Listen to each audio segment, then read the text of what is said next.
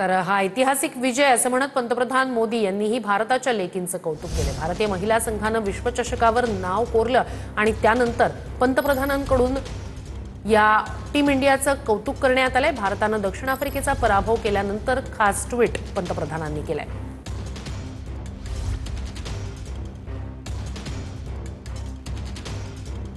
तर आयसीसी महिला क्रिकेट विश्वचषक 2025 मध्ये भारताचा शानदार विजय।